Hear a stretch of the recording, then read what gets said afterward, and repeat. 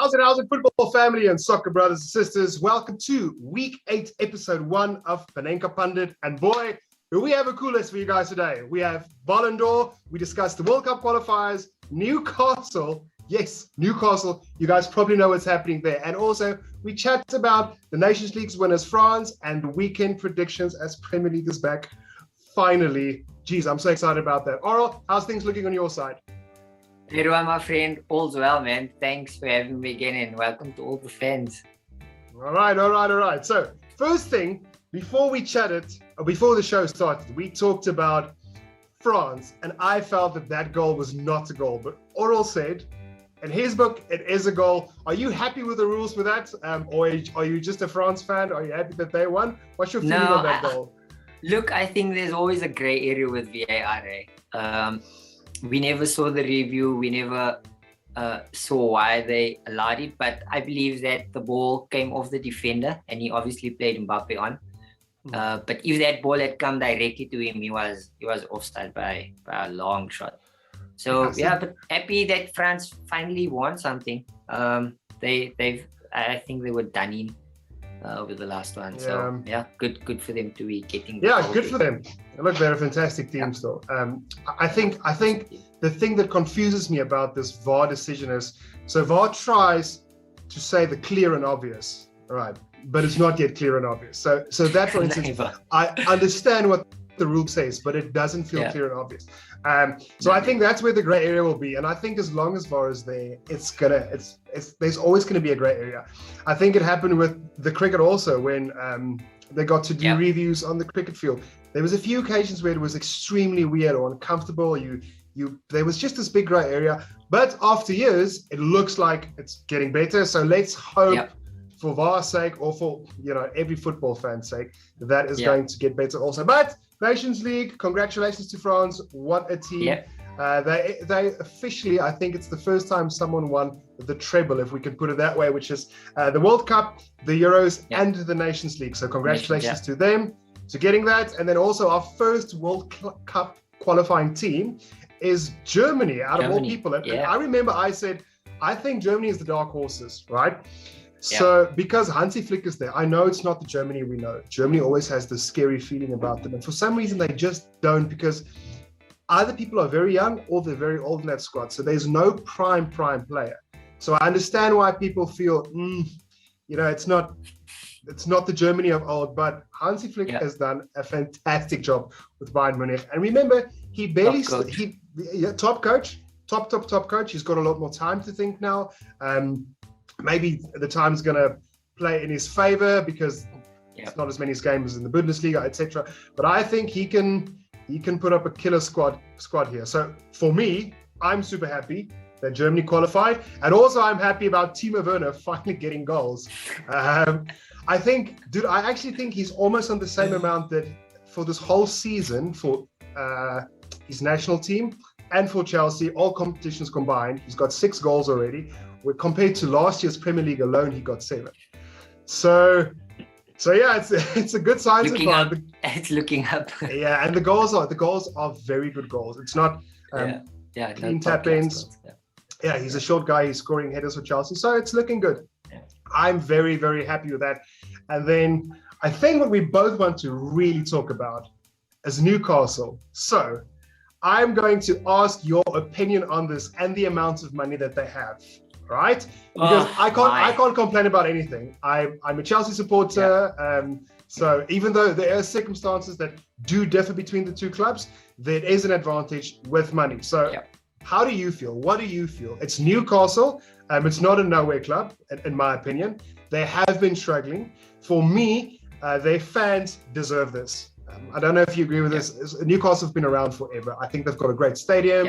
The Geordie fans are special, one of a kind type of fans. So for me, it's great. I think it's, if I could choose a club, I would say Newcastle's a good club to go and buy. Your thoughts? Maybe just on your previous point, just shout out to Pogba, Varane, and Anthony Martial.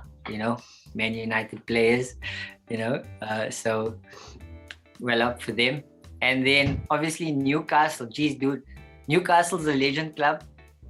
They've been around. They're one of the iconic names of English football. And like you said, their fans deserve it. But wow, what a game changer to the league. We've seen what money does to the big clubs like Chelsea, Man City, and the likes, and so we understand what that implies in terms of their future plans and what they could achieve. I think it's going to be an interesting season for them, especially with the transfer window coming up. We're going to hear what's happening with their coaching department, and obviously the kind of players that they're going to attract. Definitely going to take some time, I also think. They won't be the Man Cities within the next 2 years, I think. Because obviously your top players wants to play the Champions League. And so I think what they would like to do now, short term, is to get into the top 6 and then take it from there. So yeah, looking interesting. Already we're hearing the transfer rumors. We're already hearing that there's a possibility that Conte might be coming in. And we know that he's a difficult guy, but I think it could work, with Conte coming in. He's a guy that has a philosophy, and I think if he can take that philosophy and take it down to the grassroots levels of the club development and all that, I think it could be something good that they could be initiating that at Newcastle. So that's one true. to look forward to. On that topic of Antonio Conte, I actually read this morning. Can't remember, was it BBC? I can't remember where it was. So sorry if my source is not 100% accurate.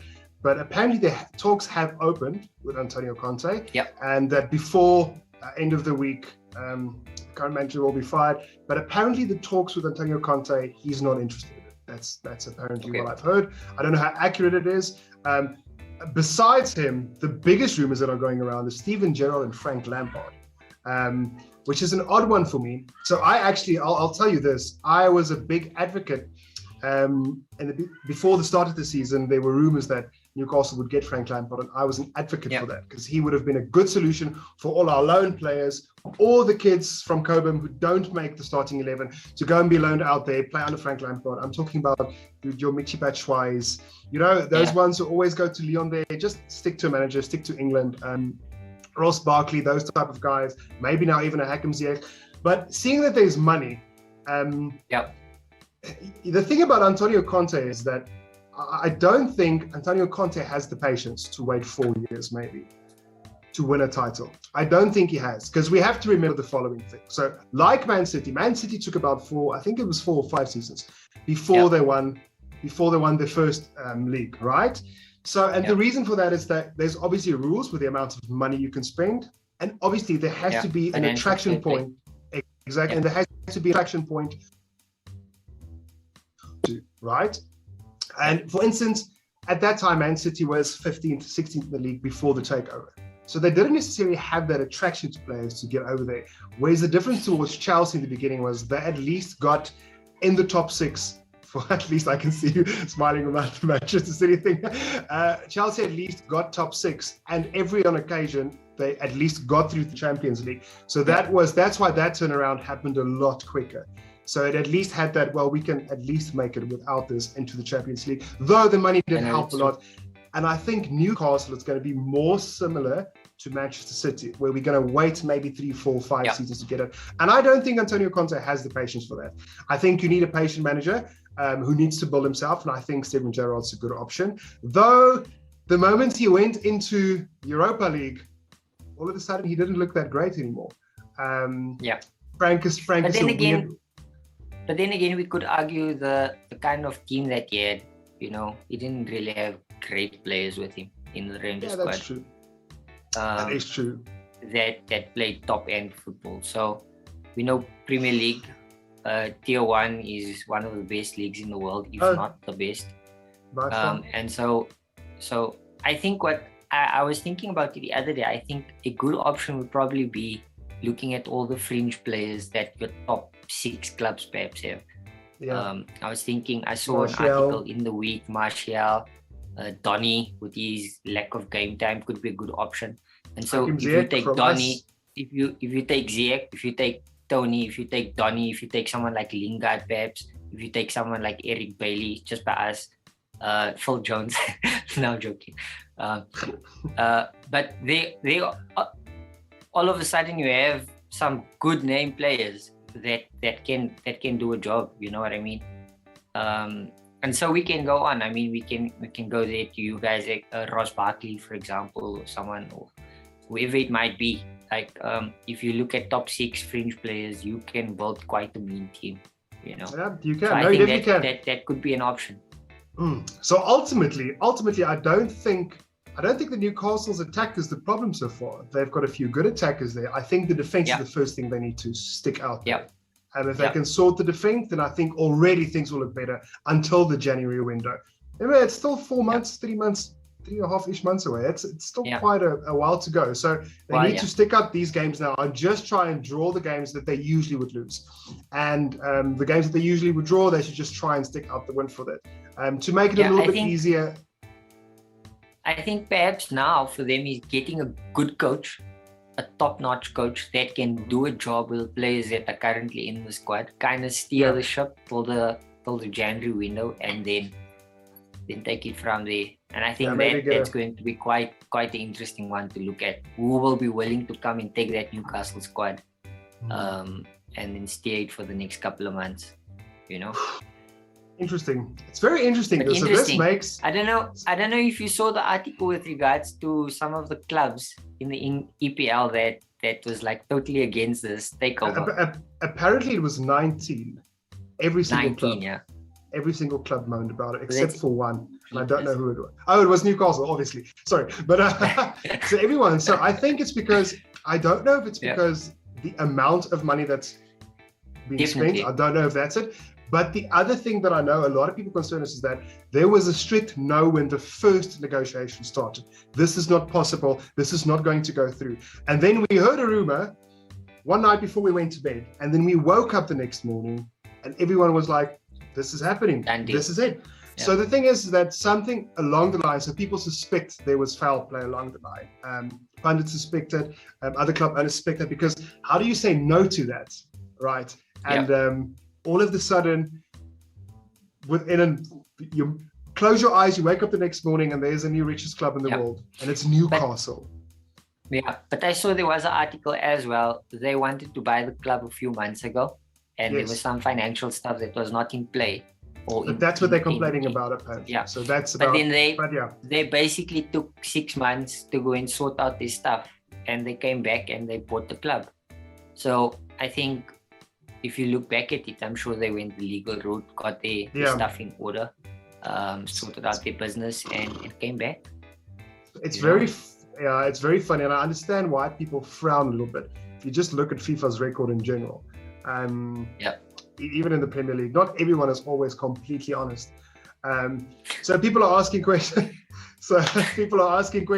But there was a lot of memes going around for human rights, and they're going to be competing with Arsenal. They won't be competing with Arsenal. They'll be competing with Manchester United, Man City, Chelsea, and the Human Rights Commission, etc. Those were the memes that were coming out. But listen here, the videos that I saw, Newcastle supporters are over the top, and it looks like that's all they wanted. They are so in love with their football club. So congratulations to you guys. I'm not envious. I for one think this does make the best league in the world better again. So the competition is going to be arrived. So this means for clubs like Arsenal and Tottenham, if they do not do something in the next 2 seasons, they are not going to be in the run at all. We know Kroenke's got money. We know they don't like spending it. We have no reason why. But that's it. But congratulations to Newcastle fans. And now I have an interesting topic for you, Oral. Ballon d'Or. Yeah. So we made a post and we got a few mixed responses of what people think who should win the Ballon d'Or.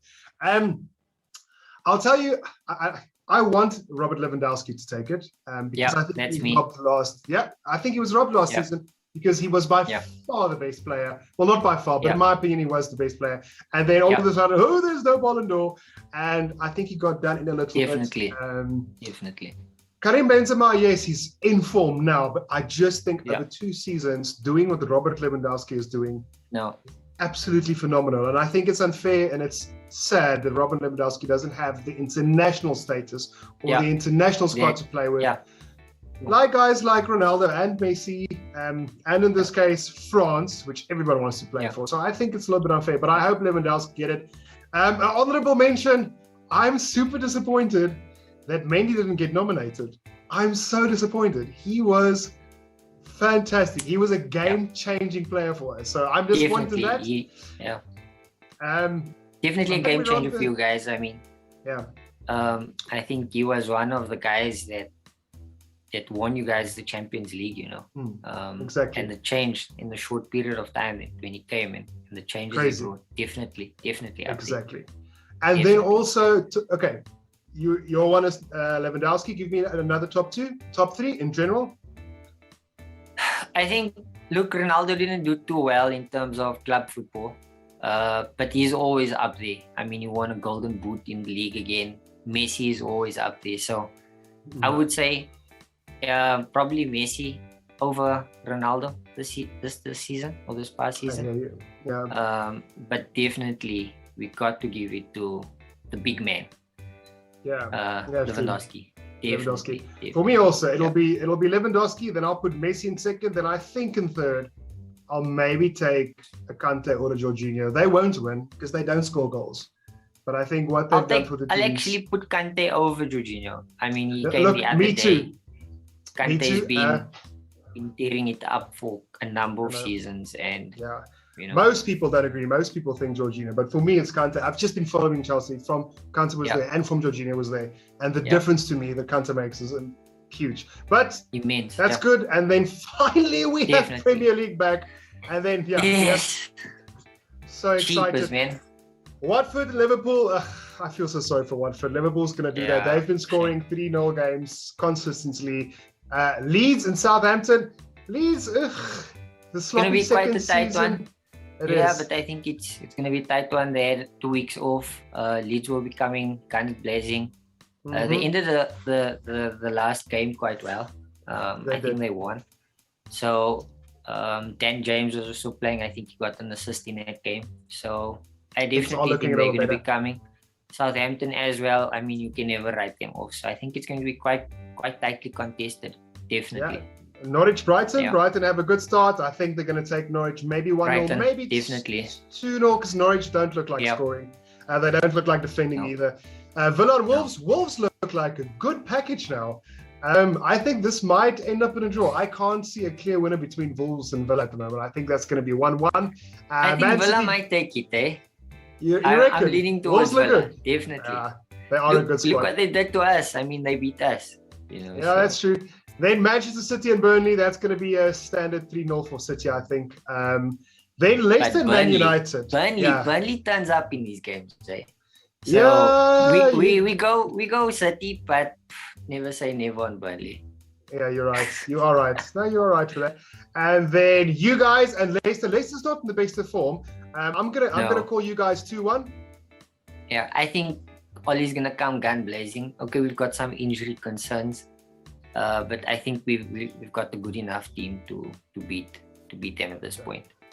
2-1, I agree with that. And then we face Brentford, who have shown they're not an easy competition. No, but I think I'll give it 2-1. Maybe 3-1 to us. Brentford look good. I can see them scoring a goal, but I can't see it being an easy victory for us. No, never. Our fringe midfielders are looking in good shape. Ross Barkley's coming back again. Loftus-Cheek, I'm very excited about him. I'm very happy. But yeah, I just think everybody's so excited to have the Premier League back and no more boring weekends. Finally, Yes. All right. That's awesome. Oral, thank you so much for joining the show. Everybody, thank you for tuning in and listening to our 2 cents. Until next time, please enjoy the football of the weekend and always remember to chip the keeper. Yeah.